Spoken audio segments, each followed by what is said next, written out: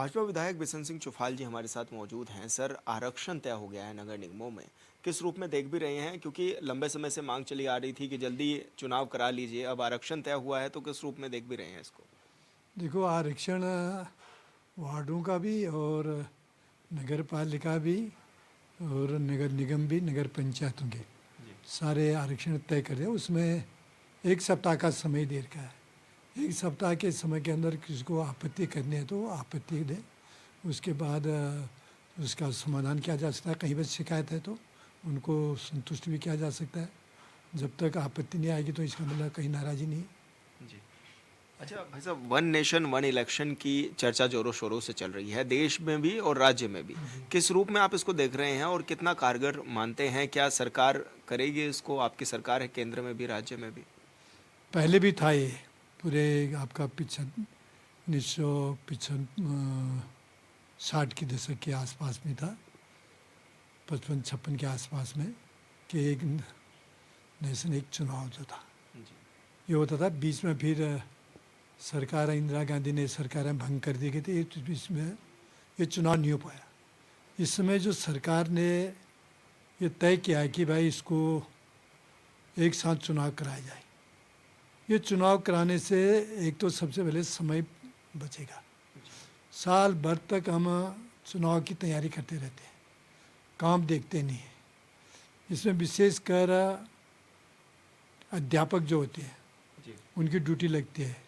मतदाता सूची बनाने में, चुनाव में हर समय ड्यूटी लगती है, तो उनका समय बर्बाद हो जाता है। विशेषकर प्राइमरी पाठशाला के विद्यालय के जो अध्यापक हैं उनका समय बच जाएगा। वो समय विद्यालय के बच्चों को जो पढ़ाई में समय देंगे। इसके अलावा जो खर्चा है जी। वो खर्चा भी तो बच जाएगा। वो खर्चे से विकास कार्यक्रमों में काम लगेगा। गांव के जो समस्या है उन समस्याओं का समाधान किया जा सकता है और इससे पारदर्शिता भी होगी जी। कि एक साथ चुनाव कराने में अलग अलग, इसमें ये नहीं चाहेगा कि जो अलग अलग है बक्सा, विधान का अलग बक्सा होगा, अलग मशीन होगी, और अलग उसका लोकसभा चुनाव का अलग होगा। हर चीज़ का अलग अलग होगा, तो अपने हिसाब से देगा मतदाता। अब तो मतदाता बहुत होशियार हो चुका है। ये सब इतने साल तक साल भर में 2-2 3 बार मतदान करता है, जी। तो जागरूक हो गया मतदाता। जी। तो इससे बहुत फ़ायदा भी, सब विपक्षी ने भी मिलजुल कर इसको आगे इस काम को आगे बढ़ाना चाहिए और एक साथ चुनाव कराना चाहिए। ये मेरा अपना सोच है। जी। अच्छा भाई साहब, क्योंकि विपक्ष लगातार सवाल उठाता नजर आ रहा है। उनका कहना है कि जैसे उत्तराखंड की अगर बात कर लें तो नगर निगम के चुनाव एक साल पीछे टाल दिए, फिर पंचायतों के भी पीछे टल गए। तो ऐसे में उनका ये कहना है कि जब एक ही चुनाव नहीं करा पा रही है सरकार, तो एक साथ सभी चुनाव कैसे करा पाएंगे? ये विधानसभा में आया था गैर संवैधानिक मामला, जी। तो वहाँ पर कुछ माननीय विधायकों ने उठाया था भाई आरक्षण का जो मामला था ओबीसी का, उसको लेकर फिर एक प्रवर समिति बनाई गई, उसको दिया गया था। कुछ माननीय सदस्य ने रिपोर्ट आने के बाद तो समय इसमें लगता ही थोड़ा जल्दीबाजी तो करने से, अगर कोई कमेटी बन गई तो उसकी रिपोर्ट आने में थोड़ा समय लग गया। तो समय पर चुनाव हो रहा है, ऐसा कुछ नहीं इस बीच में। और जो एक्सरसाइज करने का मौका मिल गया अधिकारियों को, कर्मचारियों को जो लगे हैं ड्यूटी में, इससे आगे चुनाव एक साल बाद में खिसक गया। इससे कोई वो नहीं लग रहा है कि जनप्रतिनिधियों को काम करने का मौका थोड़ा नहीं मिल पाया। अधिकारी काम कर रहे हैं। जी। अच्छा, पार्टी कितना तैयार है निकाय चुनाव को लेकर? क्योंकि इससे पहले हमने इलेक्शन देखे, बाई इलेक्शन देखे। केदारनाथ में आप जीते, लेकिन उससे पहले जो दो उपचुनाव हुए, मंगलोर में और बद्रीनाथ में, वहां पर हार गए। अब क्या लग रहा है कि आने वाले समय में किस तरह की तैयारियां भी हैं और पार्टी किस तरह का सख्त रुख अपना रही है? क्योंकि दिल्ली से लेकर देहरादून तक बैठकों का दौर भी जारी है। भारतीय जनता पार्टी हमेशा तैयार रहती है चुनाव के लिए, हर चुनाव के लिए। जिस दिन चुनाव, विधानसभा चुनाव हमारा खत्म हो जाए 2022, हम 2027 की तैयारी करना शुरू कर देते हैं। जी। ये पार्टी का है। हर चुनाव में पार्टी, कोई भी चुनाव हो, चुनाव के लिए हमारा बूथ स्तर का कार्यकर्ता बिल्कुल तैयार रहता है और बैठकें होती रहती हैं। दिल्ली से लेकर सीधे बैठकें पहले केंद्र स्तर पर होते हैं, फिर नीचे प्रदेश स्तर पर, फिर आपके जिला स्तर पर, मंडल स्तर पर, बूथ स्तर जी। पर। ये कार्यक्रम हमारे चलते रहते हैं चुनाव के लिए हमेशा। कोई भी चुनाव होगा, कोऑपरेटिव के चुनाव की भी तैयारी हमारी हो रही है, नगर पालिका नगर निगमों के चुनाव भी चलाएँ, पंचायतों की चुनाव भी तैयारी है, 2027 की चुनाव की इसी हिसाब से चुनाव हम तो हमेशा तैयार रहते हैं ना, भारतीय जनता पार्टी हमेशा तैयार, कार्यकर्ता तैयार रहता है चुनाव के लिए। अच्छा भाई साहब, जिस तरह से हम देखते भी हैं भू कानून की मांग लगातार उत्तराखंड में उठती हुई नजर आ रही है, किस तरह से आप इस कानून को भी देखते हैं? क्योंकि बाहर के जो व्यक्ति हैं, अभी एक सर्वे के अकॉर्डिंग ये भी पता चला है कि बड़ी संख्या में ज़मीनें खरीदी गई हैं उत्तराखंड में, और खासकर पहाड़ी क्षेत्रों में, चाहे अल्मोड़ा हो, बागेश्वर हो, पिथौरागढ़ हो, अलग अलग जिलों में ज़मीनें खरीदी गई। किस रूप में आप इन ज़मीनों को देखते भी हैं और क्या कहेंगे सर, किस तरह का कानून होना चाहिए भू कानून? बिल्कुल उत्तराखंड राज्य इसलिए बना, राज्य के बाहर के लोग ना आए, क्योंकि यहाँ पर जो देख रहे हैं कि बाहर के लोग ज़्यादा से ज़्यादा संख्या में दिखाई दे रहे हैं पहाड़ में। हम तो पहाड़ की बात कर रहे हैं। पहाड़ में जिस प्रकार से ज़मीन की खरीद फरोख्त पहले की गई थी, इसीलिए जनरल खंडूरी जी के समय इसमें भू कानून बनाया गया था। उसमें बाद में कुछ संशोधन भी हुआ और इसमें संशोधन की ज़रूरत है। जल्दी से जल्दी सरकार इस कानून को लागू किए और जो यहाँ के उत्तराखंड के मूल निवास प्रमाण पत्र जो है निवास वाले हैं, उनको इसमें प्राथमिकता भी मिलेगी, उनको रोज़गार भी मिलेगा। सर, बाहर के लोगों को ज़्यादा मात्रा में ज़मीन खरीदने के लिए जिस कानून से उसको मौका नहीं मिलेगा ज़मीन खरीदने का, इसलिए यहीं के लोगों को, उत्तराखंड के लोगों को ही मौका मिलेगा यहाँ के रोज़गार के लिए। अच्छा सर, एक उत्तराखंड में भी इन दिनों ये मामले देखने में आ रहे हैं कि मस्जिद विवाद बढ़ गए हैं। चाहे हम उत्तरकाशी की बात कर लें, अन्य जिलों की बात कर लें, तो मस्जिद विवाद बढ़ते हुए नजर आ रहे हैं। हालांकि ये यूपी में भी देखा जाता है। किस रूप में आप सर इनको देख भी रहे हैं मामलों को? क्योंकि मस्जिदों में मंदिर होने का दावा भी किया जाता है और विवाद काफ़ी बढ़ जाता है, हिंदू मुस्लिम दो कौम आमने सामने आ जाती है। किस रूप में आप इन विवादों को देखते भी हैं और क्या कहेंगे सर इसके बारे में कि उत्तरकाशी में मस्जिद कैसे बन गई? देखो, ये जो मस्जिद बननी नहीं, ये तो नहीं बनने वाली बात अलग है। जहाँ पर उनकी संख्या है, जहाँ ज़रूरत है तो बना रहे हैं, जो ज़मीन दे रहे हैं। बाकी जो मामला पहले मस्जिद था, मामला मंदिर था, मस्जिद है, क्या है ये मामला, ये सब न्यायालय में चल रहा है। ये न्यायालय का मामला है, इसमें हम कुछ नहीं कर सकते हैं। कोई भी मामला था, ये मस्जिद हटना तोड़ के अभी मंदिर बनाने की बात आ रही है, कहीं कहीं पर मंदिर तोड़ के जो मस्जिद बने हैं वो मामले आए हैं प्रकरण। ये प्रकरण सारे न्यायालय में चल रहे हैं, न्यायालय में उसका जो निर्णय लेगा उसी हिसाब से आगे को बढ़ रहे हैं। अच्छा सर, यूसीसी लेकर के आप आ रहे थे, अभी अटका हुआ है यूसीसी, कहाँ अटका हुआ है? क्या लग रहा है कि कब तक लागू कर देंगे? क्योंकि अब तो सारी फॉर्मेलिटीज़ भी पूरी हो गई हैं। अब ये तो सरकार बताएगी ना, जो सरकार में, हम कैसे कहेंगे कब तक आएगा, क्या आएगा, जी। ये तो वही बता पाएंगे इसका कब क्या तक। लग रहा है सर, फायदा होगा यूसीसी का? बिल्कुल फायदा होगा। सरकार ने जो घोषणा पत्र में हमारी पार्टी ने जो तय कर गया, वो घोषणा पत्र के अनुरूप काम होगा। जी। सर, मेरा एक सवाल ये भी है कि बेरोजगार युवा की तादाद लगातार प्रदेश में बढ़ रही है। किस तरह से आप लोग काम भी कर रहे हैं? क्योंकि सरकार में आप हैं, बीजेपी की सरकार है, तो युवाओं के लिए सर किस तरह से काम हो रहा है अभी? देखो, युवाओं के लिए विशेषकर उत्तराखंड में बता रहे हैं, उत्तराखंड के लोग रोजगार के लिए बड़े बड़े शहरों को क्यों प्लान कर रहे हैं रोजगार के लिए, और रोजगार है भी नहीं उत्तराखंड में उतना जितना, उन लोगों के लिए बाहर ही जाना पड़ेगा। ये तो इतने हमारे पास उद्योग धंधे भी नहीं है, इतने लोगों के रोजगार के अवसर भी नहीं है। कोई विदेशों को भी जा रहे हैं, जाना भी चाहिए, ऐसे में तब प्रदेश की आर्थिक स्थिति मजबूत होगी। जहाँ तक शिक्षित जो बेरोजगार है हमारा, वो सरकार की जो योजना है, केंद्र पोषित योजना है, और राज्य सरकार की जो योजना है स्वरोजगार, स्वरोजगार के माध्यम से युवा बहुत आगे बढ़ रहे हैं। मैंने देखा कि गांव के लोगों का रहन सहन ही बदल गया स्वरोजगार के माध्यम से, महिलाएं समूह के माध्यम से। महिला समूह जो काम है, महिला समूह के माध्यम से लोग भी आत्मनिर्भर की ओर बढ़ रहे हैं, युवा भी बढ़ रहे हैं। और स्वरोजगार की ओर जितने सरकार के, विशेषकर पहले तो जो गरीब लोग हैं पढ़ लिख के, उनके पास पैसे की कमी रहती थी कि भाई स्वरोजगार कैसे अपनाएं, तो सरकार उसके लिए पैसा दे रही है, और बिना ब्याज का भी पैसा दे रही है, और 50% सब्सिडी भी दे रही है, तो लोग उसका फ़ायदा उठा रहे हैं। तो युवाओं को इससे रोज़गार बढ़ रहा है। रोज़गार की जो बेरोजगारी की संख्या जो थी पहले है, वो धीरे धीरे घट रही है। जी। अच्छा सर, क्या लग रहा है कि रोजगार पर तो आप लोग ठीक है काम कर रहे हैं, लेकिन अब आने वाले समय में युवाओं के लिए और क्या बेहतर आप विकल्प चुन रहे हैं? क्योंकि शीतकालीन यात्रा भी शुरू होने जा रही है, हो गई है लगभग। किस रूप में आप इसको देख भी रहे हैं शीतकालीन यात्रा को? और से प्रदेश में कितनी बड़ी संख्या में यात्री भी आएंगे, कितना फ़ायदा भी होगा प्रदेश को? देखो, पर्यटक जो आ रहा है उससे बहुत फायदा हो रहा है प्रदेश को। पहले तो केवल नैनीताल मंसूरी तक ही सीमित रहता था, आपके धार्मिक पर्यटन 4 धाम तक आता था। लेकिन उत्तराखंड के आज हर जनपद में जाइए, आप किसी भी जनपद में जाइए, सबके पास गांव में लोगों को होम स्टे बने हुए हैं। और होम स्टे खाली नाम के नहीं बने हैं, बाहर के जितने भी लोग आ रहे हैं, पर्यटक आ रहे हैं, उन होम स्टे में रह रहे हैं। यहाँ पर आप आदि कैलाश का जो सड़क बनने से मीन जो है सड़कें जो हमारी ठीक बनी है, ऑल उधर रोड जो बनी है, उससे पर्यटक ज़्यादा आ रहा है। और बीच में हमारी हवाई कनेक्टिविटी भी हो गई है, उससे भी फायदा हो रहा है, इससे लोगों को रोज़गार मिलेगा।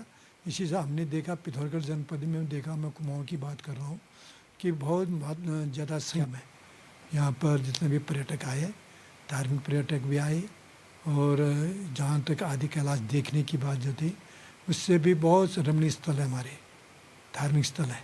केवल गुंजी नहीं, गुंजी से के अन्य मुनस्यारी में भी है, अल्मोड़े में भी है, बागेश्वर है, इन सब जितने भी हमारे बड़े बड़े शिखर हैं, उन शिखरों में धार्मिक स्थलों पर देवी देवताओं के वहाँ पर निवास स्थान हुआ करते थे। जो हमारी संस्कृति है, उस संस्कृति बरकरार भी रहेगी। उसके साथ साथ ग्लेशियर जो हमारे जो ग्लेशियर है, उन ग्लेशियरों तक पहुँचने तक के लिए भी लोग जो मार्ग बनाए गए, सुगम मार्ग, तो वहाँ तक पर्यटक पहुँचा, जिससे यहाँ के लोगों की आमदनी बढ़ रही है, युवाओं को भी रोजगार मिल रहा है। जी धन्यवाद सर। हॉर्नबिल टीवी से बातचीत करने के लिए बिशन सिंह चौफाल जी को आप सुन रहे थे, जो कि तमाम विषयों पर हमारे साथ बातचीत कर रहे थे। उन्होंने बताया कि किस तरह से रोजगार को बढ़ावा देने के लिए राज्य सरकार काम कर रही है, और साथ ही उन्होंने चुनाव में भी जीत का आश्वासन दिया। उन्होंने कहा है कि चुनाव में भी बड़ी जीत हासिल करेंगे। हॉर्नबिल टीवी के लिए देहरादून से विशाल गर्ग। प्रदेश के सबसे बड़े सरकारी अस्पताल दून अस्पताल के सीएमएस डॉक्टर अनुराग अग्रवाल जी आज हमारे साथ मौजूद हैं। सर, सबसे पहले तो यही कि उत्तराखंड, उत्तर प्रदेश के साथ ही कई राज्यों के लोग यहाँ पर मूव करते हैं इलाज के लिए, किस तरह की फैसिलिटीज़ दी जा रही हैं और क्या कुछ नए आयाम को छू रहा है अस्पताल? हाँ, देखिए, जैसे जानते हैं कि आप हमारा दून अस्पताल एक उत्तराखंड का सबसे बड़ा मेडिकल कॉलेज और अस्पताल है। तो ऐसे में दूर दराज के ज़िलों के और राज्य के भी हमारे पास मरीज आते हैं, जिसमें स्पेशली उत्तर प्रदेश के जो पश्चिमी उत्तर प्रदेश है वहाँ के ज़िलों से, और साथ में हिमाचल प्रदेश है, नेपाल से भी हमारे पास मरीज आते हैं। तो ऐसे में उनके लिए जो सुविधाएं यहाँ के मरीजों के लिए उपलब्ध हैं, वो सभी सुविधाएं उनके लिए भी उपलब्ध है।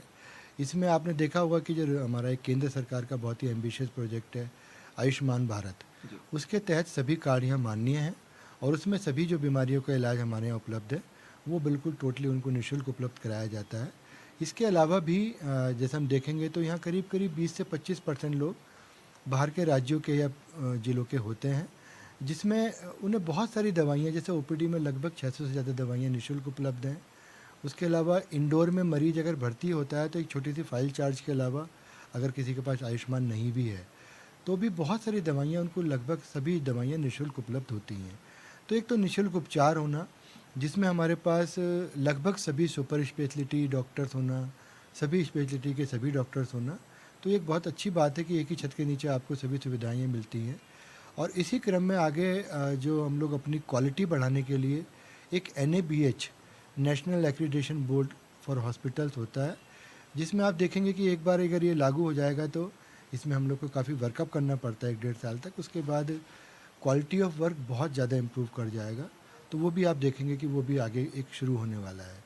और तीसरा काम आप देख रहे होंगे, जो हमारी एक नई OT इमरजेंसी बिल्डिंग बनी है, OPD बिल्डिंग भी नई बनी है, और इसी क्रम में एक तीसरी बिल्डिंग जो पुराना महिला अस्पताल था उसके तोड़कर भी बनाई जा रही है, जहाँ पर बिल्कुल state of the art 550 bed का एक हॉस्पिटल आएगा, जिसमें ज़्यादातर सर्जिकल विभाग और बच्चा विभाग वहाँ रहेगा। तो मेरा मानना यह है कि आगे हम लोग आने वाले समय में एक दून अस्पताल का नया रूप और एक बहुत ही एफिशिएंट हम लोग को एक कार्यप्रणाली देखने को मिलेगी। सर, जिस तरह से अब सर्दी का सितम भी बढ़ता हुआ नज़र आ रहा है, और खासकर उत्तराखंड में तो कह सकते हैं कि बहुत ज़्यादा सर्दी पड़ती है, तो ऐसे में किस तरह के पेशेंट्स अभी अस्पताल में आ रहे हैं और किस तरह से उनको इलाज भी मुहैया कराया जा रहा है?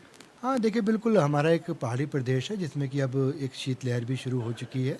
तो ऐसे में एक तो दिन और रात का टेम्परेचर बहुत ज़्यादा घट चुका है। इसके अलावा चूँकि एक टूरिस्ट प्लेस भी है, तो यहाँ व्हीकुलर मूवमेंट बहुत ज़्यादा होता है, तो थोड़ा पोल्यूशन भी और कंस्ट्रक्शन है, चूँकि हमारा एक बढ़ता हुआ प्रदेश है, तो ऐसे में कंस्ट्रक्शन भी काफ़ी हो रहा है, तो इसके नाते थोड़ा पोल्यूशन भी है। तो इन दो चीज़ों को देखें कि ठंड के वजह से पोल्यूशन भी काफ़ी लंबे समय तक वातावरण में रुकता है। तो ऐसे में जो पुराने सांस के मरीज़ हैं, जिनको अस्थमा, COPD या ब्रोंकिक्टिसिस नाम की बीमारियां हैं, या टीबी है। इसके अलावा बड़ी उम्र के लोग और बड़ी उम्र की बीमारियां जैसे डायबिटीज़ है, हार्ट की बीमारियां हैं, या फिर गुर्दे की बीमारियां हैं, या फिर कैंसर है, ऐसे मरीजों को बहुत सावधान रहने की ज़रूरत है। वो अपना जो एक दवाई उनकी चल रही है अपने डॉक्टर की सलाह के साथ कंटिन्यू करें। ऐसे में बहुत ठंड में ना निकलें। अगर आपको निकलना ज़रूरी हो तो पूरे गर्म कपड़े और कान और गला कम से कम ढककर ज़रूर बाहर निकलें। दूसरा, गर्मी में इसमें जाड़ों में पानी पीने की टेंडेंसी कम हो जाती है, जबकि जाड़े में भी हम लोग का पानी का लॉस काफ़ी होता है। तो पानी पीने की अपनी गति को बनाए रखें, एक अच्छा पानी की मात्रा ज़रूर पिएं। और एक बहुत ज़्यादा तला भुना खाना, लोग सोचते हैं कि गर्मी जब जाड़े हैं तो हम बहुत गरिष्ठ खाना खा सकते हैं, बहुत फैटी ऑयल वाला खाना खा सकते हैं, उस तरह की कोई बात नहीं है। आप एक सुपाच्य खाना खाइए। और इसके अलावा बाकी अस्पताल की बात है तो हमारे सभी डॉक्टर पूरी तरह तत्पर हैं। ऐसे में मैं दो बातें बोलना चाहूँगा कि हमारी ओपीडी ओवरऑल मैं देखूँगा तो बहुत अलार्मिंगली कोई बढ़ी हुई नहीं है कि इसमें ठंड में कोई एक्स्ट्रा मरीज आ रहे हैं। ज़रूर से हाँ, सांस के मरीज जो पुराने हैं वो ज़्यादा मात्रा में आ रहे हैं, लेकिन बाकी और बीमारियाँ चूँकि इस टाइम पे हेल्थ सीजन बोला जाता है तो कम हो जाती हैं। तो ऐसे में कोई अलार्मिंग सिचुएशन नहीं है, लेकिन आप लोग के माध्यम से सभी पब्लिक से अपील है कि ठंड से बच के रहें, अपना खाना पीना बिल्कुल एक अच्छा रखें, और कोई भी प्रॉब्लम है तो आप डॉक्टर को आकर मिलिए, हम लोग पूरी तरह तत्पर हैं। सर, टीबी मुक्त भारत का सपना कहा जा सकता है कि केंद्र सरकार का भी है और राज्य सरकार का भी है। किस रूप में इसमें काम किया भी जा रहा है, किस दिशा में आगे बढ़ रहा है ये? हाँ, देखिए, टीबी के लिए एक माननीय प्रधानमंत्री जी का एक जो विज़न एक WHO से बढ़कर था कि 2025 में हम इसको इतना कम कर लें कि एक महामारी के रूप में ना देखा जाए। उसी क्रम में हमारे माननीय मुख्यमंत्री जी ने उसको 1 साल और पहले का टारगेट हमें दिया है, और मैं कहने में बड़ी खुशी है कि इससे बहुत ही अच्छे हम लोग को रिजल्ट मिले हैं। टीबी की मॉर्टेलिटी 25% तक कम हुई है, और उत्तराखंड हमारे सबसे अच्छे परफॉर्मिंग स्टेट में से एक है। यहाँ पर मैं बताना चाहूँगा कि जो राज्य सरकार और केंद्र सरकार की कुछ इस तरह की बहुत अच्छी सर्विसेज ऐसी मिली हैं। जैसे एक टीबी के मरीज़ को अगर वो एनरोल करता है तो उसको 1000 रुपये महीना की उसके अकाउंट में वो पैसा आएगा अगले 6 महीने या जितने लंबा भी इलाज चलेगा। तो वो उसके, आप देखिए ना कि जो टीबी है वो बेसिकली ज़्यादातर ऐसे मरीजों में होती है जो अपने घर का लालन पालन करने के लिए जिम्मेदार है, मतलब 20 से 50 साल की एज ग्रुप में ज़्यादातर आदमियों में। तो उससे पूरा घर का एक इकोनॉमी ख़राब हो जाती है। तो सरकार की इसी सोच में पहले 500 रुपये महीना था, जो बढ़ाकर 1000 रुपये महीना किया गया है। दूसरा, इसी क्रम में 2 साल पहले माननीय आदरणीय राष्ट्रपति महोदया के द्वारा एक योजना चलाई गई थी जिसमें आयुष्मान मित्र, उसमें कोई भी आम आदमी एक टीबी के मरीज को गोद ले सकता है और उसको अगले 6 महीने से लेकर 3 साल तक उसको पैसे से या उसको वोकेशनल उसके कार्य में हेल्प कर सकता है, जिससे उस मरीज को जो एक सडन फाइनेंशियल क्रंच हुआ है वो ना हो और उसका जीवन यापन चलता रहे। तो ऐसे में हमारा उत्तराखंड इसमें बहुत ही ऊपर के पायदान पर है। उत्तराखंड में जितने भी मरीज हैं और जिस मरीज ने चाहा कि मुझे एक मित्र और मिल जाए तो वो सबको मिला है। इसी क्रम में आगे एक बहुत ही एम्बिशियस प्रोग्राम आजकल से शुरू हो चुका है, आपने देखा होगा, 100 डेज टीबी कैंपेन। उसमें गांव-गांव जाकर आजकल हमारे स्टेट में बहुत छोटे एक्सरे वाले कैमरे आ चुके हैं जो कि बहुत हाई क्वालिटी हैं। आपने एक्सरे की मशीन देखोगे, नॉर्मली वो एक कमरे में फिट रहती है, लेकिन ये इतने बड़े कैमरे हैं जैसे नॉर्मल एसएलआर कैमरा होता है, वो कहीं भी आप ले जाकर उसमें एक्सरे कंप्यूटर के ज़रिए कर सकते हैं। और ये सुविधा पूरे उत्तराखंड में शुरू की जा चुकी है। और सभी गाँव में एक सर्वे किया जाएगा जिसमें जो बूढ़े लोग हैं, जिनको शुगर है, किडनी की प्रॉब्लम है, कैंसर मरीज हैं, या वो किसी वजह से स्टेरॉइड ले रहे हैं, प्रेगनेंसी है, इसमें कोई भी सिम्टम है जैसे खांसी, बलगम, बुखार होना, या घर में टीबी का मरीज होना, तो इस तरह के 10-12 सिम्टम्स हैं जिनके उस तरह के मरीजों के एक्सरे किए जाएंगे। और एक्सरे में कुछ भी अगर पाया गया या लक्षण है तो उसका बलगम जांच भी किया जाएगा। तो एक ये वन टाइम समझ लीजिए बहुत बड़ा एम्बिशियस प्रोजेक्ट है कि जो मरीज अभी तक एक टीबी एक टैबू है, लोग बताने में डरते हैं, झिझकते हैं कि भाई कोई क्या सोचेगा, टीबी का मेरे घर का कहीं बायकाट तो नहीं किया जाएगा, इस तरह की बातें अभी भी सोसाइटी में हैं। लेकिन आप लोग के माध्यम से मैं सभी पब्लिक से अपील करना चाहूँगा कि आपके आस पड़ोस में या आपको अगर खांसी, बलगम, बुखार चल रहा है तो ज़रूर से टीबी के लिए अपनी जांच करवाइए, जो कि सभी सरकारी अस्पतालों में पूरी तरह निःशुल्क उपलब्ध है। और ऐसे में आजकल टीबी की इतनी अच्छी दवाइयाँ आ चुकी हैं कि 5.5 महीने से 6 महीने खाने में 99% तक उनको ठीक होने का चांस रहता है। और अगर किसी वजह से वो बिगड़ी हुई टीबी भी है तो उसके लिए भी बहुत अच्छी दवाइयाँ अब आ चुकी हैं। जहाँ पहले 2 साल तक वो दवाई चलती थी, अभी हम लोग की भी ट्रेनिंग हुई है, उसमें वो 6 से 9 महीने में वो बिगड़ी हुई टीबी भी ठीक हो जाएगी। तो ऐसे में हमारा उत्तराखंड बहुत ही अच्छी तरह इसको लीड कर रहा है। पूरे देश में हमारा दूसरा तीसरा नंबर पर हम हमेशा रहते हैं। और इसमें आगे भी सरकार के बहुत सारे प्रोजेक्ट हैं, जैसे आपने बीसीजी वैक्सीनेशन के बारे में सुना होगा। अभी तक वो 1 साल तक के छोटे बच्चों को लगाया जाता था, लेकिन अब आगे ना हो ऐसे में बड़े लोगों को भी उसको लगाने का प्लान बनाया जा चुका है। कुछ स्टेट में वो शुरू हो चुका है, हमारे स्टेट में बहुत जल्दी शुरू होने वाला है।